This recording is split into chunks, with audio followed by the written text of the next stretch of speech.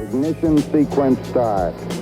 6, 5, 4, 3, 2, 1, 0. All engine running.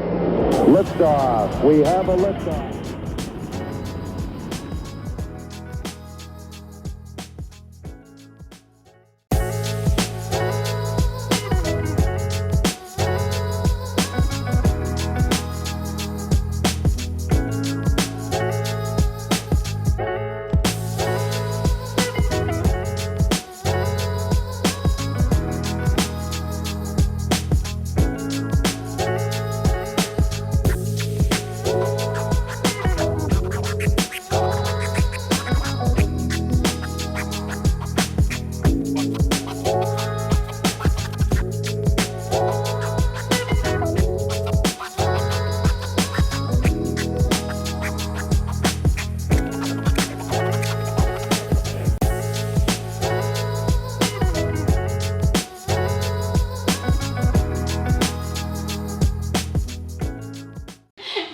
What's going on, guys? Back again with INF. We are doing an interview today with the wonderful Samira Pinto. I was going to say, I don't even know how long you've been tattooing. So I've been tattooing for a little bit over 2 years now. It was a fairly quick process for me because I went from art and paying insane amount of detail to lines to I was able to actually transfer that to tattoos pretty quickly. So I'm really, really happy about that. It's been a beautiful, beautiful process along the way. Nice. Yeah. And how long were you doing art before? 2014. Ever? Okay, so I've been doodling forever, my whole entire life. Like backpacks, friends, shoes, everything's gotten doodled. Yeah. But it wasn't until 2014 that I actually got to play with my friends like inks. They were India inks. So she used brushes and would dip them in the ink and then use it. And I was like, wow, that's really cool. She's like, you want to try it?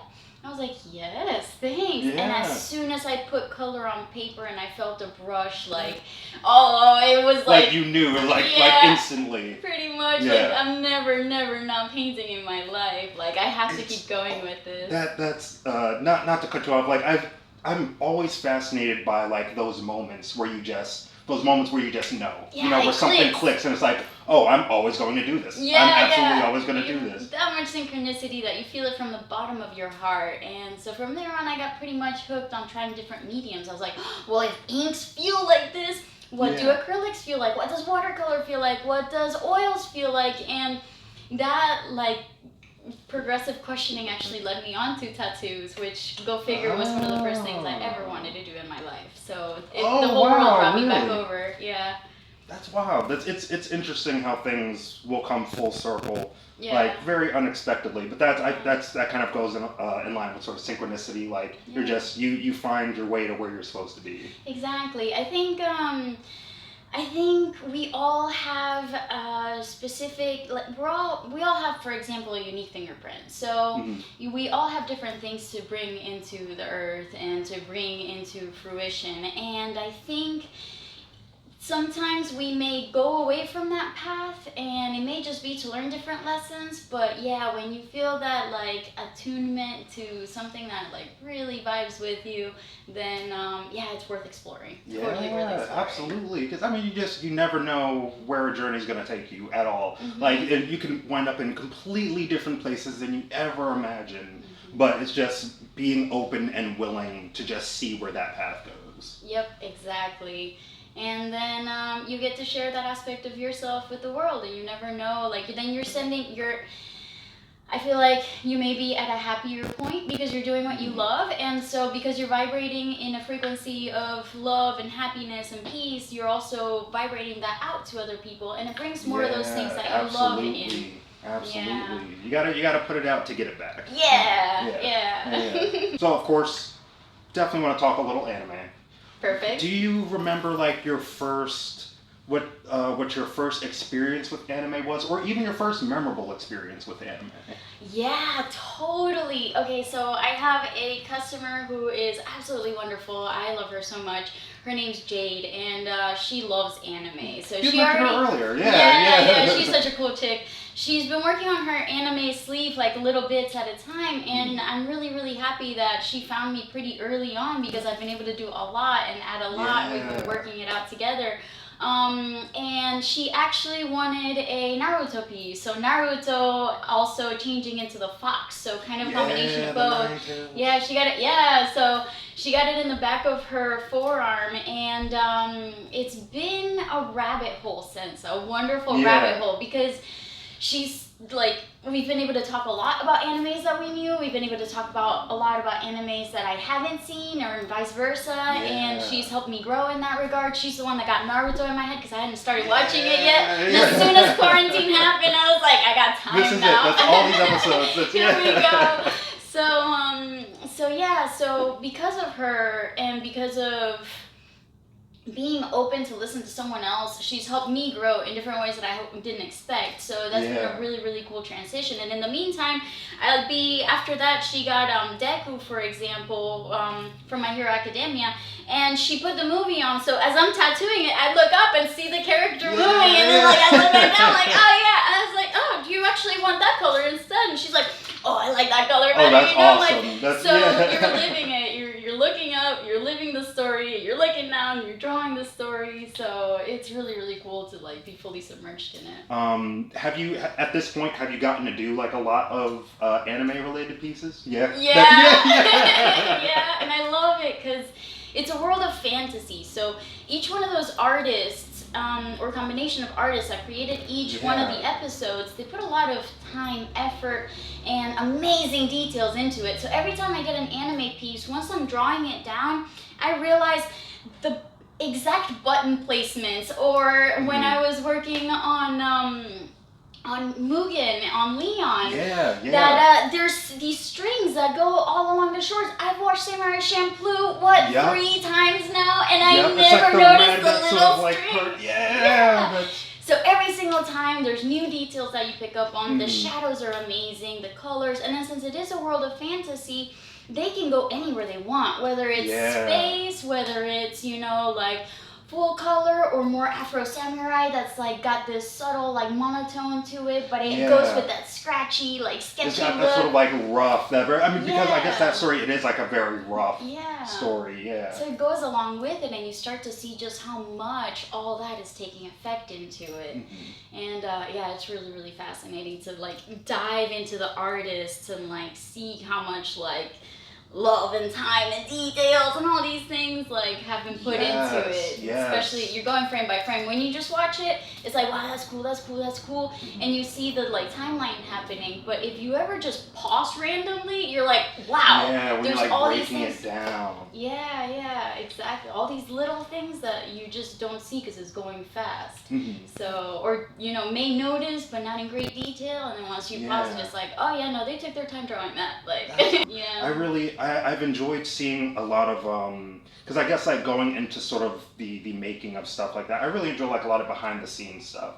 Like we had saw this one movie, Weathering with You, which is really good. I don't know where you can check it out, but it's definitely Google. you can find it. But the guy who made it, Makoto Shinkai, I've been really like being drawn to like his works lately, and he has some like really, really good movies. I think his studio has the ability to kind of be like it can be like renowned the way that Ghibli is. Oh, I love Ghibli. That's wonderful. I was just wondering if it was that kind of it really like he gets a lot of criticism because there is a certain amount of he does tell a lot of similar types of stories. Okay. Like his themes tend to like go a lot into like sort of like love and relationships and almost like the distance between people. Yeah. But it's really interesting. Yeah, but I mean that sounds powerful though, It you know. is. So It really is. and the artist's depiction will still change things up, you know. So it makes a big difference. Yeah, yeah, absolutely. And I think that largely that's sort of like the type of thing that a lot of people can relate to. Yeah. You know. So that's pretty cool. But I saw an interview with him where he was just kind of talking about like the stuff that went into making this movie. And in this movie, there's a lot of it's about weather. To a degree. I was wondering. And there's a whole lot of rain, and he kind of talked about like what went into like creating the scenes, like with the rain, and how like and all the work that went into like individual drops of rain. Wow. Like it's a really stunning, and like I assume like when you're making a tattoo, like I guess there's a lot of that, like just the placement of every little thing. Like are those type of things that go through your mind? Yes, 100%. Like, so for example, I am working on a Naruto piece. It's a half sleeve and he's in the rain. So whenever, it's not like acrylics where you can keep piling on the colors on top. So you have to pre-think where you're going to want the whites to go. So you have to pre-think where each one of those droplets are going to land and then work the red of the coat around it, work the orange of the belt around it, and leave those spaces open so that then when you go in with the white, it actually like pops out, you know, because it makes a huge difference. Or the stars in the sky, so you don't just throw down the nebula and then add the stars. You throw down color all around where the star would be, and then all around the other star, and like you have to figure out how to combine it together, but not touching where the star space is at, so that then when you finish the tattoo, you throw in the white. Yeah, so it's like you see the puzzle and then you like departicleize the puzzle, and then you rework the puzzle, avoiding those spots, you know. And you also work. I think of it as a puzzle. I'd never even thought of that. And that's actually, even when you were doing my hand, I definitely noticed like when you did the stars, like you would kind of like sort of like outline, like even without all the color and stuff there, like you would kind of put them there and like went back. Yeah, exactly. And so it'd be a lot easier to just color it all, but you know, like it's totally worth it at the end when you have these bright stars popping through space. How do you I guess, do you have like how do you determine what you're putting down first when you're creating? Like, is that like a vastly different process depending on the tattoo? It will be different depending on the tattoo. I usually like to get my main characters in their place and then work from there. And then figure out who's going to be in the foreground or the background. Because if it's multiple characters, then it's really nice for them to be together in a scene, you know? So maybe a foot coming in the front, and then maybe this guy chopping on the side. Just like exactly. And so place the characters nice. Place the characters, you know, one in front of the other so that it's a cohesive scene. It all is together in one piece. And then from there, work not lower characters, but the extra characters that aren't as much of a highlight. Like the secondaries. Secondary is a great word for it. And and then like the little details of the scenery that's in the background. So I almost work it backwards from a painting, because in a painting you work the background and then you pull things forward as you go. So again, it's I love puzzles, so I always do things that way. So it's kind of that like problem solving kind of situation of like, okay, these are my main guys, what do I want around it, and then I add, and then I clean everything up and make sure it's a cohesive piece. And then for tattooing, if you're working with color, you want to start with the darkest colors first, and also know your color wheel and transitions really well, because that way, say I tattoo something in yellow, and then I tattoo something on top, like near it in blue. Once I wipe the blue over the yellow, it's turning green. So you also, that's why I had to move around through space for you, so that I didn't get the other colors intoxicated, and your purples would be purple, your teals would be teal, and so on and so forth. That's crazy. I never even thought about that being possible. Yeah, you gotta think a lot. It really is a whole puzzle. You know, like which ones of these need to go first so that these don't mess those ones up, and just to get this to pop that perfect way. Yeah. So it's very fun. It's a challenge, but it's a beautiful challenge, you know. Yeah. Especially when you see it come together and you see the person super excited about the tattoo. It's like, yeah, you know, like they're gonna keep him company forever. Like, cool. Yeah, you're like, yeah. I hope it brings you so much positive vibes, you know. So you work really hard for it, but also it's really exciting when people are excited about their pieces and like it keeps them company. As someone who is very excited about the piece that you did, I totally understand that. Yeah.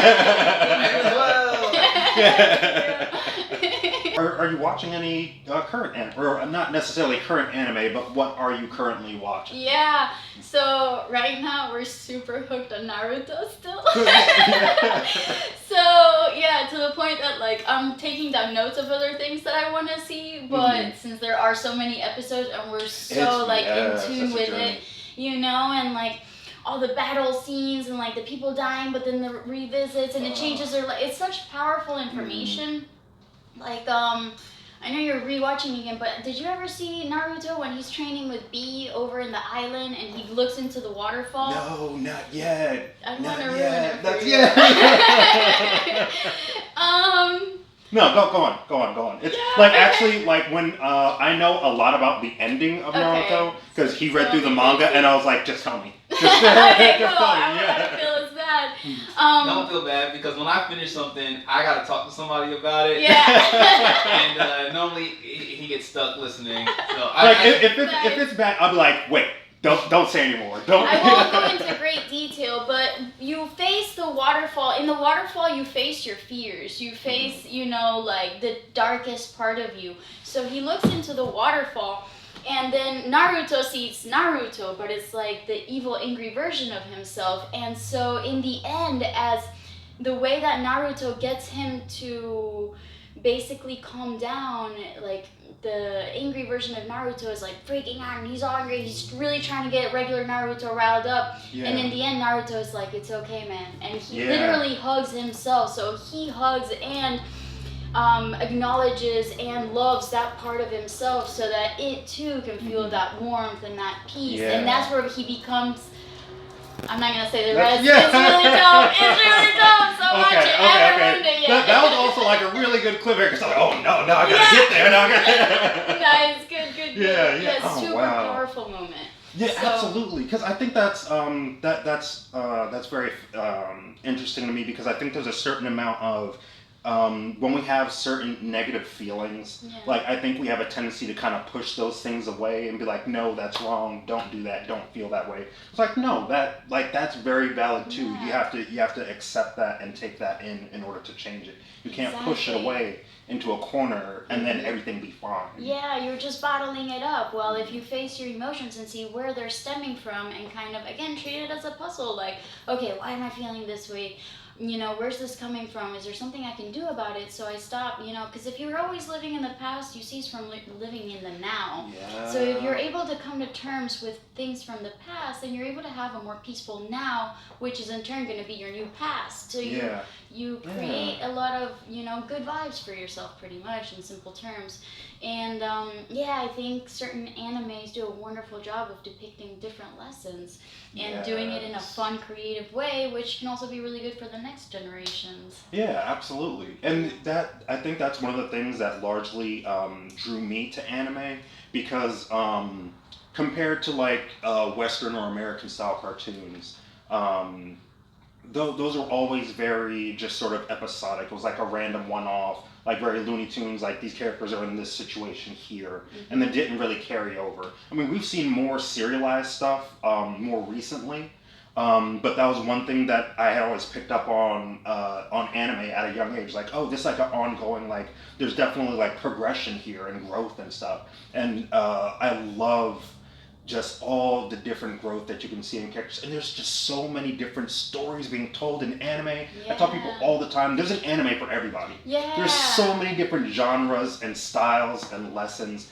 Like, there's something out there for everybody. Exactly. And in regards to that, it's symbolism. So, for example, when you put it on a tattoo, you're sending that frequency out pretty much. You're tuning into that frequency. Yeah. So, if, for example, Naruto is a big part of your life, or Mugen from Samurai Champloo blue or so on and so forth. When you're out in the street doing something, whatever, you're shopping, you're in a long line, and someone's like, dude, I like your tattoo. Yeah. All of a sudden, it's like, have you seen Naruto? Yeah, Have you seen this? And like the conversation travels on. Before you know it, you have a new best friend in the world, you know, or just a cool acquaintance that you got some lessons from, and you move on around your day. Yeah, you're like, oh, happy absolutely. and smiling. Or it's you just get like to share a moment, something. like you make each other's day, like you set that Yeah. energy, like even if it's just like a one-off in passing, Mhm. like it's still, you know, it's fun. It's like, oh, like you're my kind of people Yeah, to some yeah. degree or another. Yeah, you know, there's you're my other kind of ones. people. That's, yeah, yeah. You're a nerd. There Go, was man. one time when I was there's a Vietnamese place by our apartment that's I'm in there way too much. But I went in there one time, and it was just after I had only had the lining done. Mhm. And one of the guys who worked there was like walking by, and I guess I don't know when he saw it, but he was like, "Hey man, just don't sacrifice your brother." I was like, I won't, man, I won't. Yeah. Which shows you he obviously saw Full Metal Alchemist, Yep. you know? Like, that's such a deep way to bring symbolism into it. Like, Exactly. that's a perfect example, yeah. Exactly, and I That's love that hilarious. the being able to connect through like these different symbolisms, you know. Yeah. And it's like it might not be anything to just somebody random, but Mhm. somebody else is going to see it and go, oh, I know exactly, that's Full Metal Alchemist, you know, Mhm. or Naruto or whatever. Yeah. You know, like there's just there's just so much that, you know, connects people. Yeah. You know, through all these different episodes and series and experiences and memories. Yeah, and it brings It's it back. beautiful. It brings back the storyline. It brings back, like, that frequency and, Yeah. the lessons within it, too. Like, how did you find this place? How'd you get set up here? Oh, man. Oh, Yeah. So, it's definitely one of the most beautiful transitions I've had in my life. I definitely, I love art. I wanted to share that with people, do it with honor and respect, and, you know, just make a sacred space for them to get tattooed. And when I was leaving the old shop I was working at, I started looking around for places, and it just wasn't the right atmosphere that I was personally looking for. Mm-hmm. And I didn't want someone hovering over my shoulder telling me to get someone else in, or like, how much am I charging? Like, Yeah. my first apprenticeship was kind of sketched like that, and like I really didn't want to run into that. And sometimes Mhm. it takes a little while to really get to know people, you know. So, or the situation before you realize, I trapped myself in another hole. Yeah. Yeah. So and then different vibes, different everything. So I know there's amazing tattoo shops out there and everything, but I just didn't find at the time any that vibe with what I was looking to share with my customers. Yeah. Especially since I already had customers that told me that like one of my favorites, she's also she's one of the most wonderful people that I know, and also a big nerd, and we do a bunch of anime stuff, and I love her so much, Yeah. Sydney. And she told me one day, like, she had the couch pulled up to her friend, they're both playing like Switch together, they're taking, like, doing games and like taking care of the farm, like, what are you naming your fish? Yeah, we should do that. And, like, I'm a part of their farm all of a sudden, even though I'm not doing. And like we were just having a blast. Her friend went to the restroom, and Sydney turns and she says to me, she's like, you know, this is the place I feel the most comfortable outside my home. And that's super powerful. Yeah, that hit really home with me. So whenever I ended up finding out she's like a recluse and has like super social anxiety, I was like, what? You've never acted that way with me. And her friend popped out of the bathroom. She's like, yeah, we've been surprised from the beginning. She was just super cool with me, you know? So I really wanted to create a space free of judgment. Judgment, you know, it's unnecessary. You know, it really clouds things up, and then people don't feel free to be themselves. So I think that's a huge aspect and thing that I was looking for in creating a studio.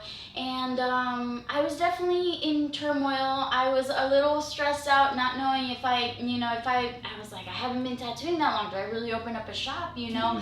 But I was doing a good job, and I wasn't particularly finding places where I felt like I could, like, super crazy grow either. And plus, the environment just wasn't right for bringing like the customers in and having that peace. So I started meditating a lot. I asked the universe for help and for signs and to see, you know, if I should go through with it. And this sign's, you know, pretty funny, but like, so one day I'm like driving and I'm like, do I sign it? Do I not sign it? Do I sign the lease? Do I not sign it? And the car in front of me says, the license plate says B Sprout. I don't know if you remember, but my last name is a Bean. I am Pinto Bean. So I saw B Sprout. I was like, dude, and Adam calls me a Bean. Yeah, so it was just like so many things. I was like, all right, that's a huge sign, you know, it's a really silly one, but at the same time, like, I took it wholeheartedly, and it kind of, B Sprout got me started on the process, and I set it up, and I started doing it, and it's been amazing since, and it's really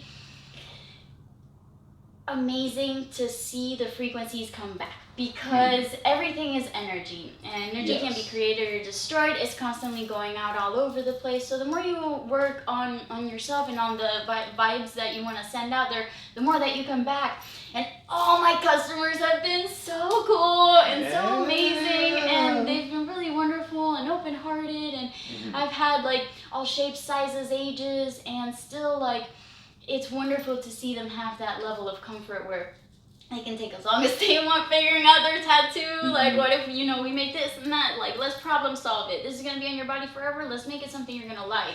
I already gave you the whole day. We got time. We need a, you know, the stencil doesn't go exactly where you want. I print out another one, we stick it again. And, you know, like, but make sure that they're going to be happy with the process. It is forever. So I do want that to keep them good, positive vibes for the rest of their life. Yeah. So if there's little things that I can do that way, I'm more than happy to do that. Yeah. Yep. So that's been, you know, pretty much the journey setting up, and I'm really excited, and it's nice to see people feel at ease when they make their decisions, when they're hanging out, when they put on anime or some other show, whatever music, you know, like, let's take it easy. We're doing a tattoo.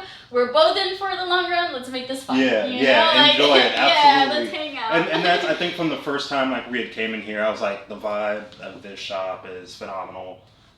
It's definitely like one of my favorite places to be. I appreciate that a lot. Yeah. Yay. If you could recommend people watch any one anime, what are you recommending? It's a massive question. It is. Oh, it's so hard. Can I stick to Naruto? Absolutely. Dude, it's so we've watched hundreds of episodes, and the lessons still don't stop coming. They still move me emotionally. I still learn a great amount from it. We still always have so much more to dive into after it, and it's so, there's so many lessons, and it's so well rounded that it's something that even when I'm living life, I'm like, they did Naruto.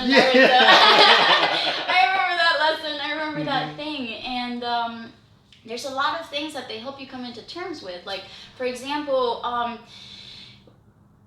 in our society as it is, we have a lot of difficulties with death and people dying and things like that. But Naruto does such a great way of bringing that around, like, wholeheartedly, where it shows you, like, this is just a transition of the soul, you know? Like, you are energy. Energy's never gonna go away. It just transitions. So even after certain characters die, you see the people that still have that, like, energetic connection with them and appear, and you learn the lesson and say they forgive, you know, that person, and you feel this, like, sense of tranquility and ease, and those are such powerful lessons, you know, because otherwise those are emotions that, if they're negative, we're keeping bottled up until you pop. You may pop on the wrong person, you may pop on the wrong day, you may pop, who knows? You know, have control over when that, if you bottle it in, it's gonna burst. You never know when. So lessons like that, they're super powerful. It's important to think about those things in our own life and come to terms with it, you know?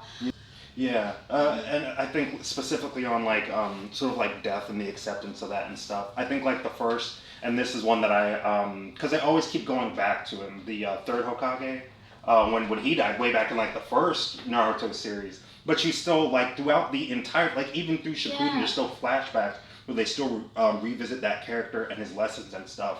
like one of the big things with when he died was like, he did it so that the younger generations, could live on. He's like, the will of fire is gonna, like, it doesn't matter, like, if this is it for me, the will of fire is gonna live on in the rest of them, and it's just gonna keep going. And I think that sort of like that acceptance is like really important, and it's interesting just how pervasive that is throughout that whole series. Yeah, and we kind of keep them alive through our memories, so you can still honor those that have passed, and you can still remember them and remember those wonderful moments that you had, So I think in a sense, I love that Naruto does that too. Like when Jiraiya died, like we were so distraught, so sad. But what does he say when he's going down the water? He says, "I wonder what the title of my next sequel is." Yeah, what am I gonna be working on next? Like that's hinting at that transition. Like this is a body, it's a vessel. I'm writing it right now, but like what's gonna be my next sequel? What's gonna be the next phase.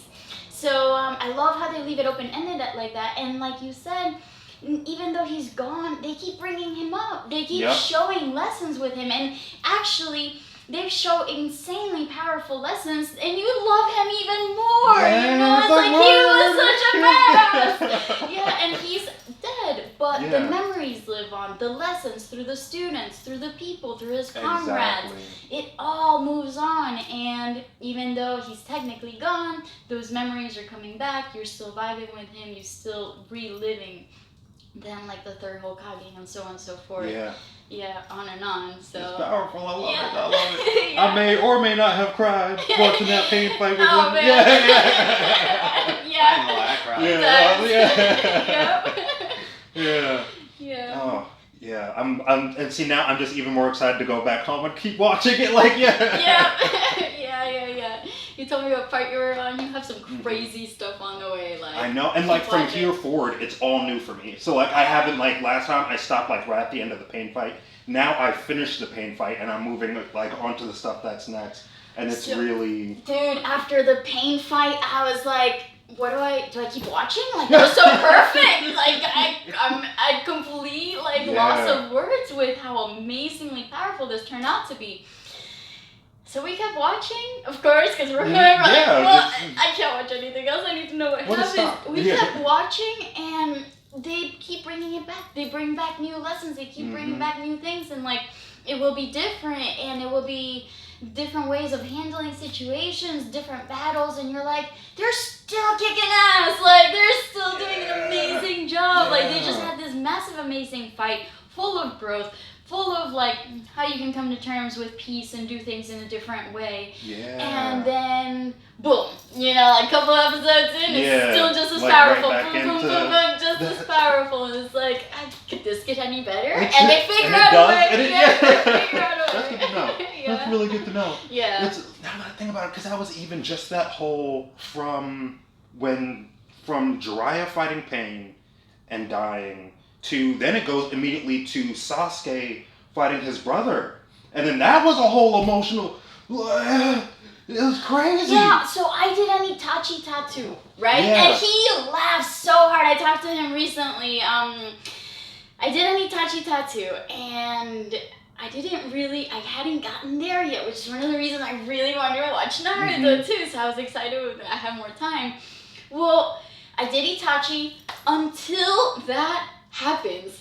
Until this happens, and you find out his story. You're like, this guy's a freaking asshole. Like, I spent 8 hours tattooing him on someone's ribs. He went through all that pain, and he's such a jerk. Why, And then that happens, and everything changes, and I was sobbing. I was crying so hard. I was like, oh my god, I love Itachi. You were looking out for his brother the whole time. In one episode, all of my emotions completely flipped. The way I felt about this character completely flipped. And the way that I felt about the tattoo once again got reignited and totally flipped. When I told my cousin, I was like, dude, I found out the story with Itachi. He just laughed. I was like, I thought he was such a jerk. He's like, ha. I knew you were, but I didn't want to spoil it. Because it makes it even more powerful when it flips your emotions like that, because you're so invested in that, you know, and all of a sudden your whole world crumbles below you, and it's like, what? It's They even did that? like even during that fight, he's got the whole thing where he's like, yeah, I made you get powerful so I could take your eyes, bruh. You know, and it's like, oh my god, this is so Yeah. You know, but then it's like the way they kind of subvert like the sort of expectations with that character is just fantastic. It's amazing. Like, it's probably one of my favorite characters ever. That character development, that switch, like how much he was doing to be a good brother, and then even though he's gone, they bring him back from the past, and now we're finding out more information on Itachi and how he was such a good and caring brother. Yeah, so you're gonna be seeing that too. I won't say how. Yeah, but they develop it even further, even though he's dead, and it just makes you like acknowledge him and admire him even more as a character. So it's really, really dope. I realized very recently that even in have you started My Hero Academia yet? Not enough. Okay. Only during tattoo sessions. So since I'm so not even fully really, there, not quite I the want to same. totally start it brand new. I think that you can see a lot of Naruto influence in My Hero. Very Just cool. like with the class of 1A and sort of like the way all these different characters kind of come together and interact is very reminiscent of like the shinobi of the Leaf Village, and how like the younger generation, they're like kind of all working together and stuff like that. But that's a really, really good one. That's another one with like a lot of a lot of feels and stuff. I'm excited to see where that one goes. Yeah, cool. Yeah. She's like, yeah. That's awesome. Yeah. And even with the little bit that I watched, I got to feel a lot of that, actually. I did get in tune with that aspect of it, and, like, it's beautiful to depend on the younger generations because, like, we grow to a certain level, you know, and then some people get stuck, but the newer generations are brand new, and they're putting things together from their parents, from other people, from the anime, from the things they watch, you know, so... Yeah, that may change the world, you know, like if I we feel keep like growing. it always does. Like, you know, like it's always like the whole what was it? I think I was reading something or I saw something where they were kind of talking about like the sort of like how generations progress. Like generally as you get older, you tend to be less open to change. And so the older generations tend to only like things how they were. Whereas the newer generations, they tend not to wholly understand why things are the way they are, so they kind of have a whole different approach to it. And just that sort of like, we need that refresh, you know, like we're such, it's always been so odd to me the way people are so adamant on like staying the same. Yeah. You know, like, don't get me wrong, there's something to say for consistency, but we are such dynamic creatures, we're always changing, we're always evolving, like, adaptability and growth is one of, like, humanity's greatest traits. Exactly, you know? And everything is always changing, so why not make it for the better? Why not keep working on yourself, you know? You change your vibes, you change your world, you know? You change your environment, you change your world. I mean, there's stem cell research that backs that up. Yeah. So it's really, really, really fascinating what we have the power and the capability to do, but that, you know, commercial media and other stuff tell us it's not true, but lies, lies. So much. Every single person is powerful, and the more we go towards internal growth, the more that things will change. Yes. Yes. I totally 100% agree with that. Yeah. Yeah. It starts within. You just gotta start inside, work it out. You know. Yeah. Work it out. Exactly. Thank you so much for joining us. Thank you so much for agreeing to do this. Like, this has been absolutely fantastic. If people wanted to check out your art and stuff, where would they find you? At Samira Pinto Art on Instagram, I use the most, and that is SAMIRA PINTO Art ART. So yeah, and we'll link it in the stuff. I would have spelled it. Sorry. But yeah, that's a good one. Otherwise, my studio is Sacred Journey Tattoo, and then on Facebook, I am under Samira Pinto. I will eventually check it and get back to you. I've tried, just not as much. It's too many things. It's too many things. That's it. Yeah, exactly. Yeah, and plus, paperwork and business and tattoos. I like that You're stuff. busy So lady. yeah. I'm better at Instagram. Follow me there. Yeah. Absolutely. Well, I hope you guys enjoyed it. Come back for the next one. Peace.